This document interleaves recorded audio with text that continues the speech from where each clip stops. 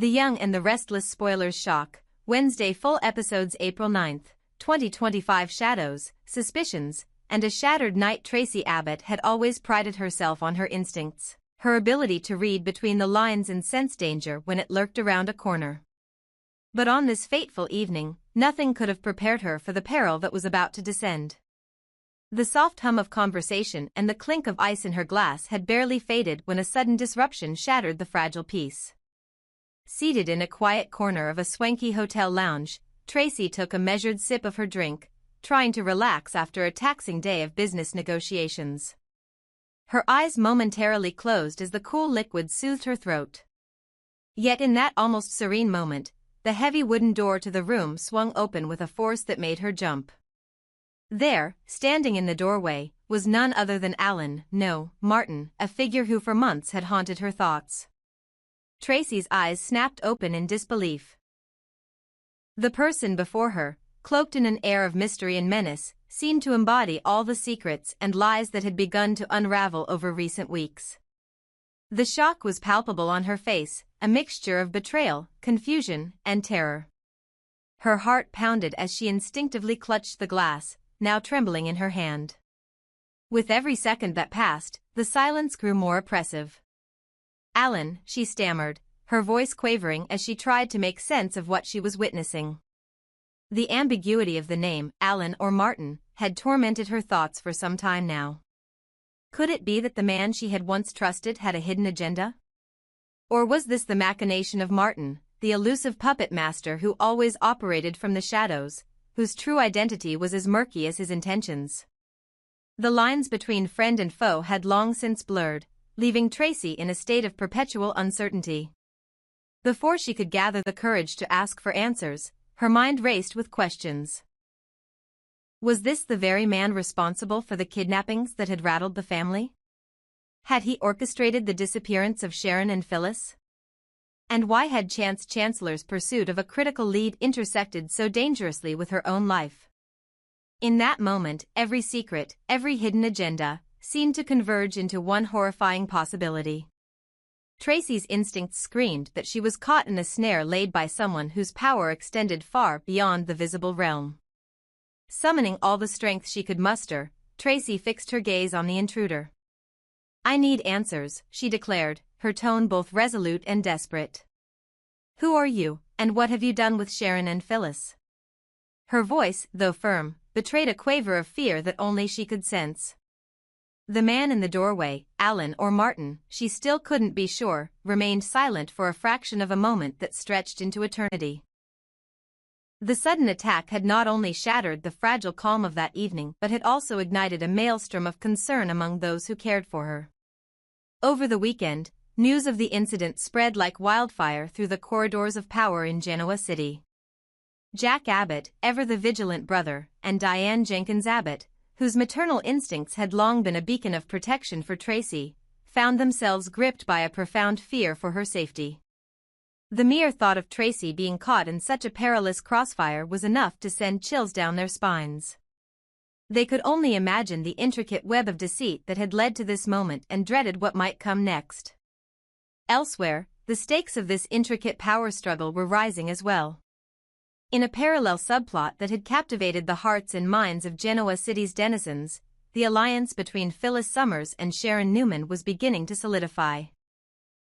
The two formidable women, long at odds with various forces in their lives, found common ground in their shared desire for justice. Phyllis, whose own life had been marred by betrayal and loss, and Sharon, whose resilience had seen her through many trials, had begun to connect the dots in a way that promised to turn the tide against those who thrived on chaos.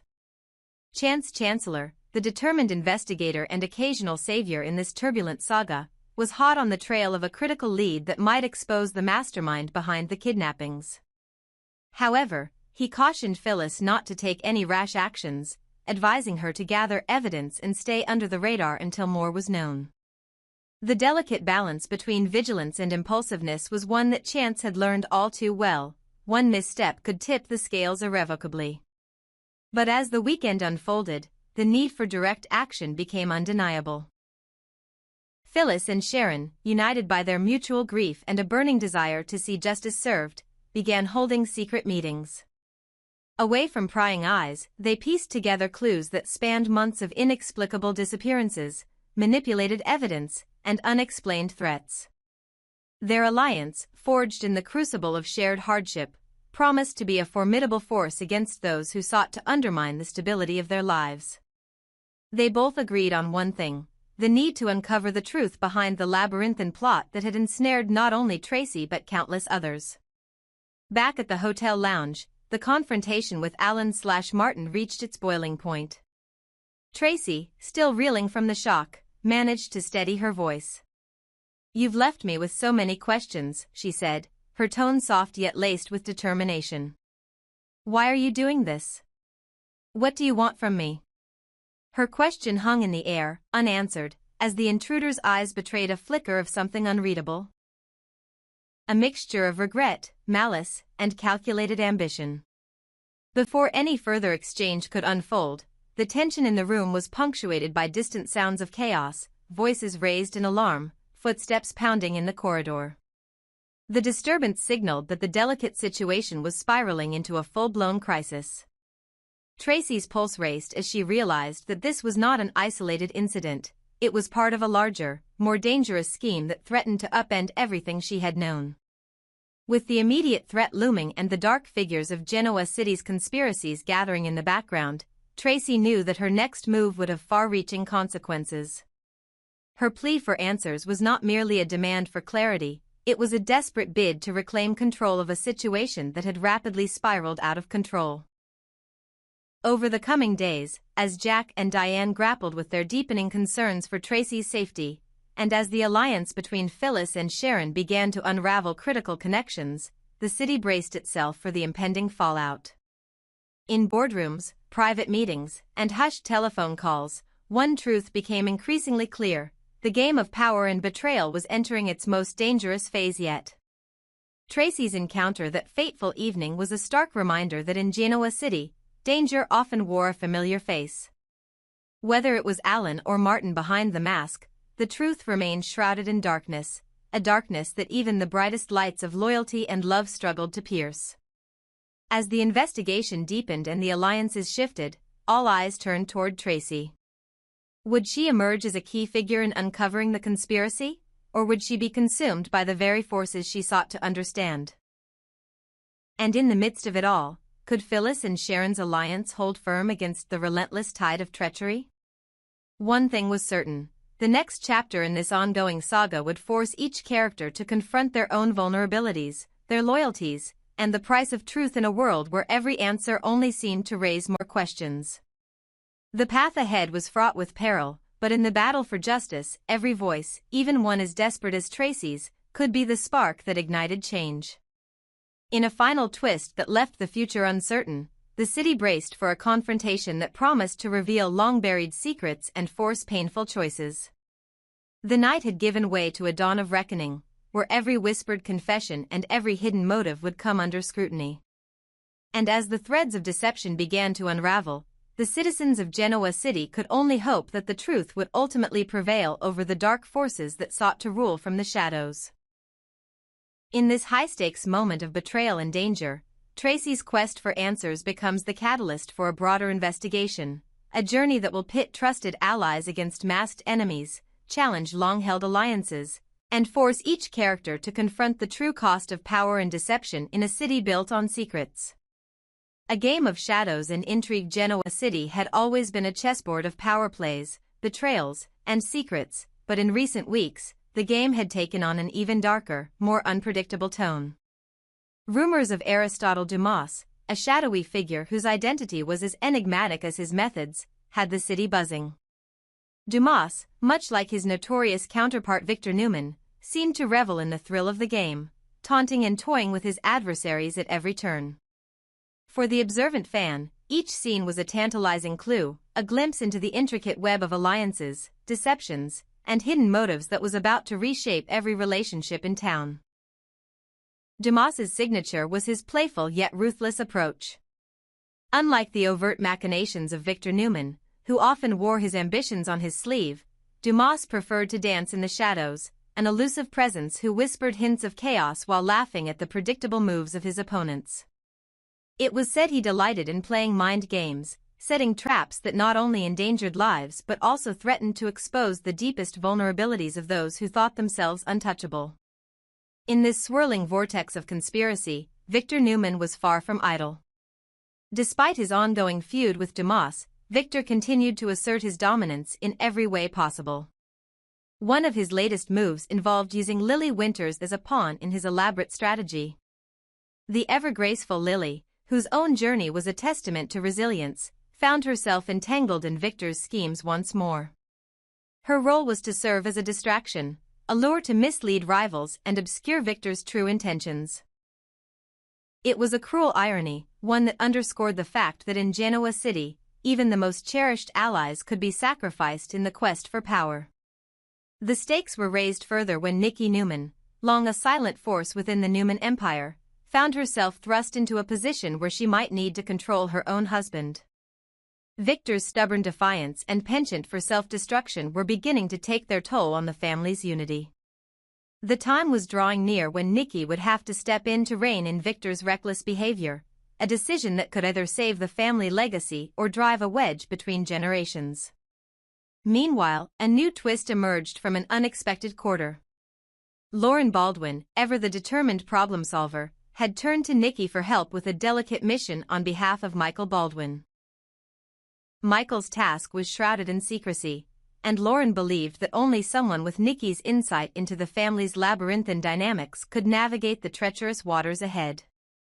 This alliance hinted at a broader conspiracy at work, a situation in which Dumas's influence was set to ripple far beyond the usual power corridors of Genoa City.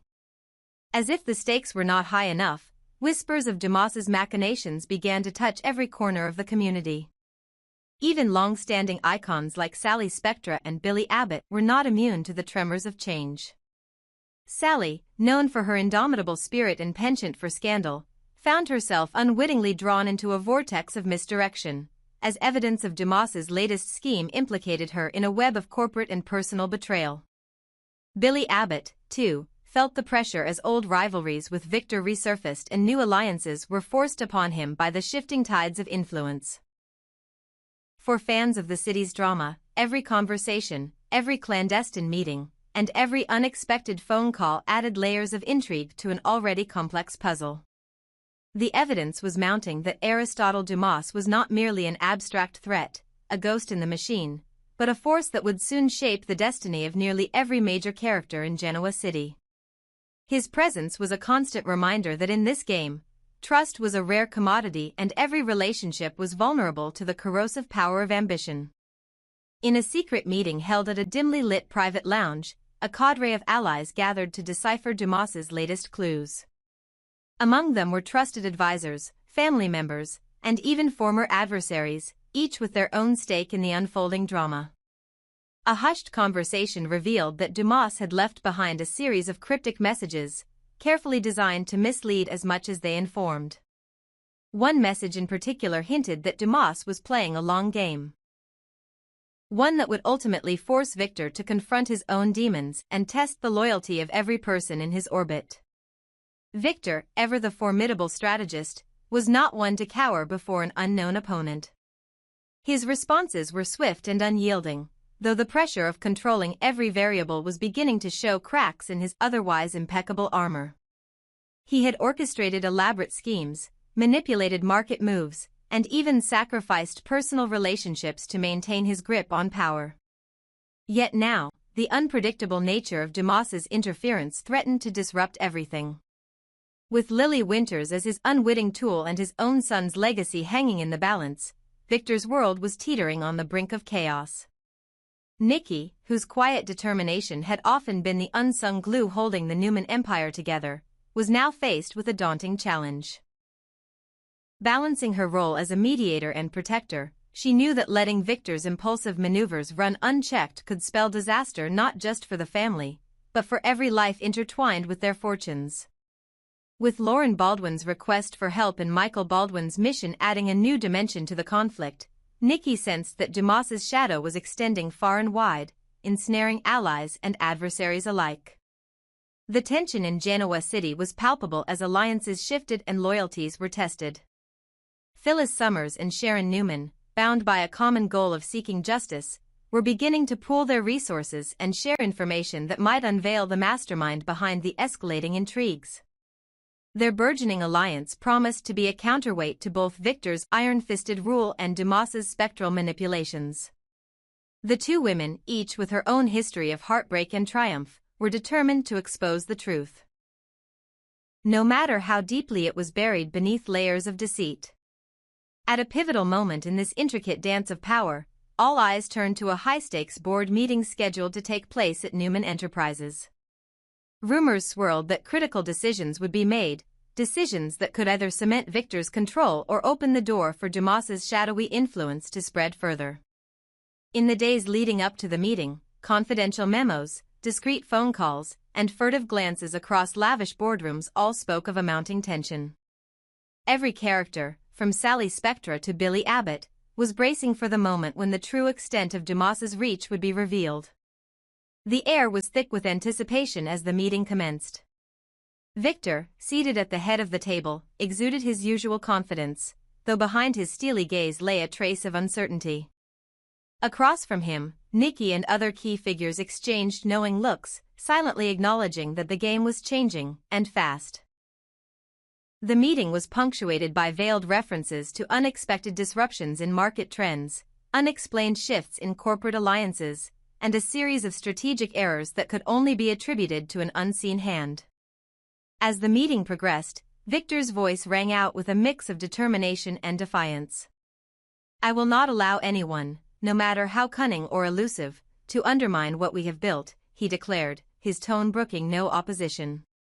Yet even as he spoke, whispers of Aristotle Dumas's latest moves reverberated through the room, reminding everyone that in Genoa City, power was as much about perception as it was about force.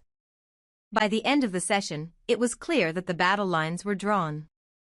Dumas's influence, like a ripple in a pond, had reached every corner of the Newman legacy.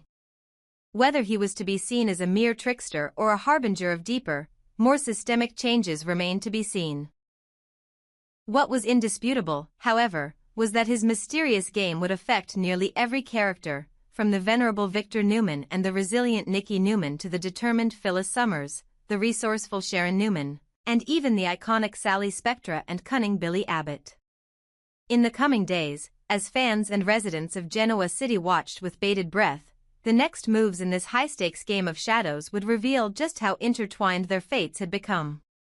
Each new piece of evidence, every whispered conversation, and all the carefully orchestrated maneuvers promised to alter the course of relationships and power dynamics in ways no one could have foreseen. For now, the only certainty was that the line between friend and foe had never been thinner. In a city where every smile concealed a secret and every alliance was fleeting, the arrival of Aristotle Dumas had ignited a spark that could either forge a new future or plunge everyone into irrevocable darkness. And as the players braced themselves for what was to come, one thing was clear: the next move in this game would decide not just who held the reins of power, but the very soul of Genoa City itself. In this labyrinth of manipulation and hidden agendas, the intricate interplay of loyalty, ambition, and deception continues to unravel, leaving fans and characters alike wondering, who will emerge victorious when the final piece is played? 2 of 2.